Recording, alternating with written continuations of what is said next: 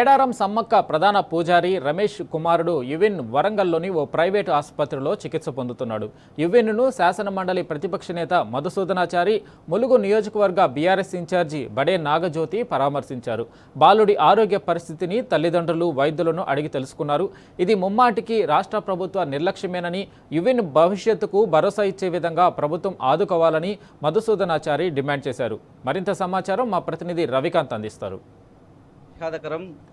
మేడారం గద్దెల ప్రాంగణం దగ్గర ఆడుకుంటున్నటువంటి సమ్మక్క పూజారి కొడుకు కాలు మీద అక్కడ ఉన్నటువంటి రాతి కట్టడాల్లోని రాళ్ళు పడడం వల్ల ఆ కాలుకు గాయమైంది. ఛిద్రమైనటువంటి సందర్భంలో ఆ కాలుకు సర్జరీ చేసిన మునుపటి స్థితికి తీసుకురాలేనటువంటి సిచ్యువేషన్లో వైద్యులు వరంగల్లోని ఒక ప్రైవేట్ ఆసుపత్రిలో పాదం తొలగించినటువంటి సందర్భం కనిపిస్తుంది. అత్యంత విషాదకరమైనటువంటి విషయం.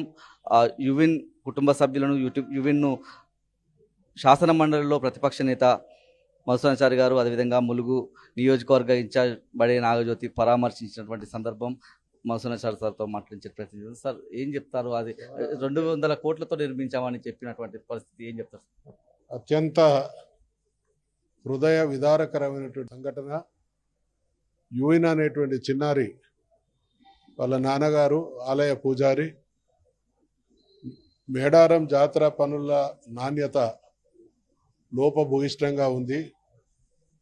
డబ్బులు సంపాదించడం కోసం, దండుకోవడం కోసం జాతరను కూడా ఆసరాగా చేసుకొని ప్రభుత్వం దోపిడీకి పాల్పడుతున్నదనేటువంటి విషయాన్ని గతంలో నేను, నాగజ్యోతి గారు, ఇతరత్ర బీఆర్ఎస్ పార్టీ నాయకులం నిర్మాణ పనులు జరుగుతున్నటువంటి క్రమంలోనే ప్రభుత్వ దృష్టికి తీసుకొస్తే రాజకీయం చేస్తున్నారనేటువంటి దుర్మార్గపు ఆరోపణ మాపే చేసి మంత్రులు, ముఖ్యమంత్రులు నిరంతరం పర్యవేక్షిస్తున్నాం.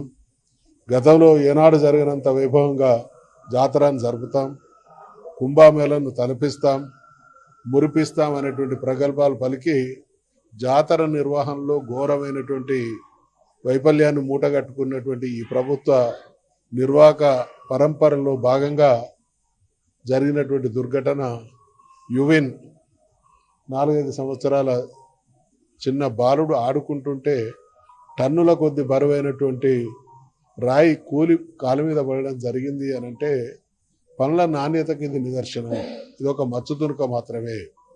వీళ్ళు ఏ రోజు కూడా ప్రజలు లేదా జాతర కోసం వచ్చేటువంటి భక్తుల యోగక్షేమాల కోసం కాకుండా వాళ్ళ ఆధిపత్యం కోసం, వాళ్ళ అవినీతి కోసం తల్లి జాతరను కూడా దుర్వినియోగం చేసిండ్రు.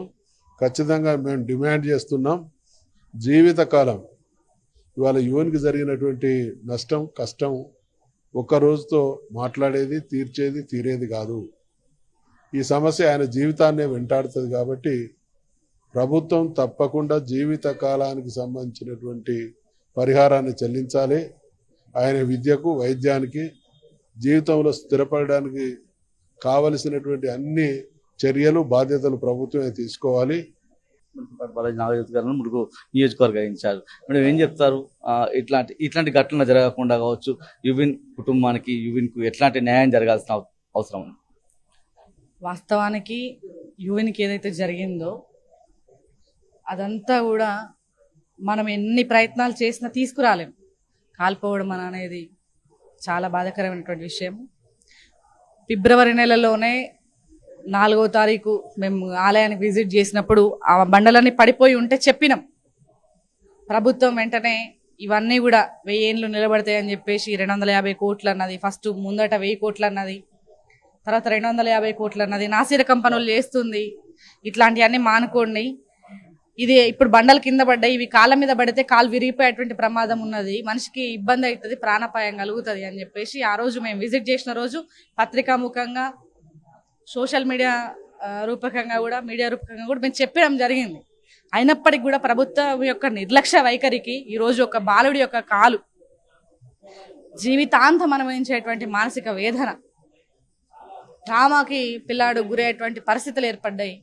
ఇప్పటికైనా ప్రభుత్వానికి మనసు ఉంటే ఆ పిల్లోడికి మెరుగైనటువంటి వైద్యం చేయించి వాటికి అయ్యేటువంటి ఖర్చులన్నీ ప్రభుత్వమే భరించి ఆ పిల్లోడికి ఎక్స్గ్రేషియా అలాగే వాళ్ళ కుటుంబ సభ్యుల్లో ఒకరికి ఉద్యోగము ఖచ్చితంగా ఇవ్వాలని అనేది మా డిమాండ్. ఇప్పటికైనా ఎక్కడెక్కడైతే ఇబ్బందులు ఉన్నాయో అవన్నింటిని కూడా సరిచేయాల్సినటువంటి బాధ్యత ప్రభుత్వం తీసుకోవాలి. ఇంకా ఆ సోవి రాకపోతే ఖచ్చితంగా మా పార్టీ నుంచి అక్కడికి వెళ్ళి మరి నిలదీస్తామని చెప్పేసి ఈ సందర్భంగా తెలియజేస్తాం. మనతో పాటు యువిన్ ఫాదర్ రమేష్ ఉన్నారు. చాలా బాధాకరమైన విషయం, మీ ముందు కళ్ళ ముందు ఆడుకుంటూ నడవడం కావచ్చు, ఉరకడం కావచ్చు చేస్తే చాలా సంతోషపడే సందర్భం ఉండేది. సరే, ఈ అంశానికి సంబంధించి ఏం చెప్తారు? అసలు జరిగిన రోజు ఏం జరిగింది, మీరు ఏం కోరుకుంటున్నారు న్యాయం జరిగే విధంగా?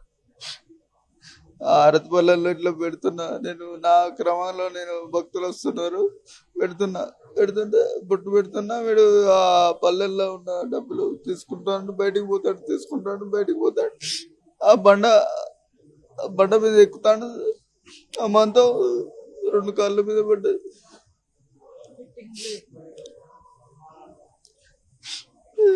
ఫిట్టింగ్ లేక అటు ఇటు కలెక్షన్ లేదు. చూసాను నేను కానీ అది కలెక్షన్ లేదు, అన్ని బండలకు లేదు. అమ్మంతా 2 కాళ్ళ మీద పడ్డది. భవిష్యత్ భరోసా కోసం ఏం చెప్తారు? ఇప్పటివరకు ఏమైనా హామీ వచ్చిందా? మీరు ఏం కోరుతున్నారు? భవిష్యత్తు కోసం ఏం కోరుతున్నారు? వాని పేరు మీద ఫిక్స్డ్ చేయాలి గవర్నమెంట్. ఫిక్స్డ్ చేసి వానికి నెల వచ్చేటట్టు వాళ్ళ మదర్కు ఇచ్చోగో. వాడు 20 ఏళ్ళ తర్వాత వాడు పూజారి పని ఎట్లా చేస్తాడు? ఇది మొత్తంగా చూసినట్టయితే యువెన్ కుటుంబానికి సంబంధించి యువెన్ భవిష్యత్తు కోసం ప్రభుత్వం ఆయన కండగా నిలబడాల్సినటువంటి అవసరం ఖచ్చితంగా కనిపిస్తుంది. యువెన్ తండ్రి కన్నీరు మున్నీరు అవుతున్నటువంటి సందర్భం కూడా కనిపిస్తుంది. కళ్ళ ముందు ఆడుకునే చిన్నారి కాలు తీసేయడం వల్ల నడవలేనటువంటి సిచ్యువేషన్ పూర్తి స్థాయిలో ఇది ప్రభుత్వ నిర్లక్ష్యానికి కూడా ఒక నిదర్శనంగా నిలిచినటువంటి సందర్భంగా చెప్పాల్సి ఉంటుంది. కెమెరా పర్సన్ సంజీవ్తో రవికాంత్, టీ న్యూస్, వరంగల్ జిల్లాలోని ఒక ప్రైవేట్ ఆసుపత్రి నుంచి, వరంగల్ జిల్లా.